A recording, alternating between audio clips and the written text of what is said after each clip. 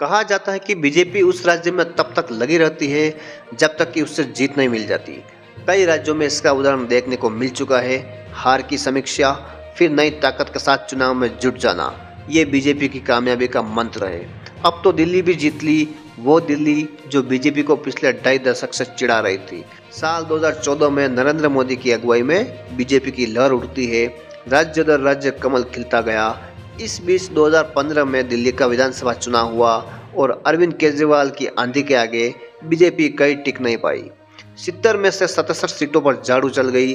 BJP के लिए सबसे बड़ी हार थी, क्योंकि ठीक एक साल पहले यानी कि 2015 में पार्टी को इसी दिल्ली की सभी 7 लोकसभा सीटों पर बम्पर जीत मिली थी। 2015 में आम आदमी पार्टी को दिल्ली विधानसभा चुनाव में प्रचंड जीत मिली थी।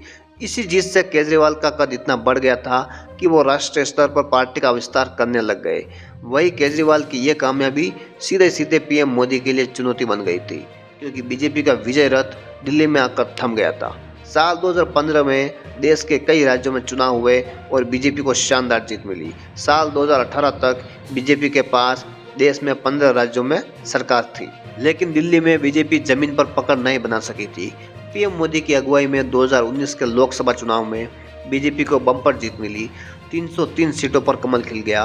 पीएम मोदी की लोकप्रियता चरम पर थी, क्योंकि 2014 के मुकाबले 2019 में बीजेपी को ज़्यादा सीटें मिली थी। इस चुनाव में भी दिल्ली की सभी 7 लोकसभा सीटों पर बीजेपी की बम्पर जीत हुई। लगा कि अब बीजेपी के लिए दिल्ली की राह बहुत आसान होगी, क्योंकि पीएम मोदी बम्पर जीत के साथ दूसरी बार देश के प्रधानमंत्री बन चुके थे। बस एक कसक बाकी रह गई थी कि दिल्ली में जिस बीजेपी ने 7 लोकसभा सीटों पर जीत हासिल की, वो विधानसभा चुनाव में कोई करिश्मा क्यों नहीं कर पाती। मजबूत रणनीति के साथ 2020 के विधानसभा चुनाव में बीजेपी फिर उतरी। सामने फिर अरविंद केजरीवाल थे। बीजेपी ने कोई सीएम का चेहरा नहीं दिया, क्योंकि पीएम मोदी के चेहरे पर राज्य दर राज्य कमल खिल रहा था। लेकिन 2020 के विधानसभा चुनाव में भी कुछ भी नहीं बदल पाया। पीएम मोदी का विजय रथ एक बार फिर दिल्ली में रुक गया। अरविंद केजरीवाल के आगे बीजेपी की रणनीति पूरी तरीके से फेल हो गई। एक मोर्चे पर केजरीवाल थे तो दूसरा मोर्चा खुद प्रधानमंत्री संभाले हुए थे। इस चुनाव में बीजेपी बहुत ही बुरी तरीके से हारी। आपको 70 में से 62 सीटों पर जीत मिली।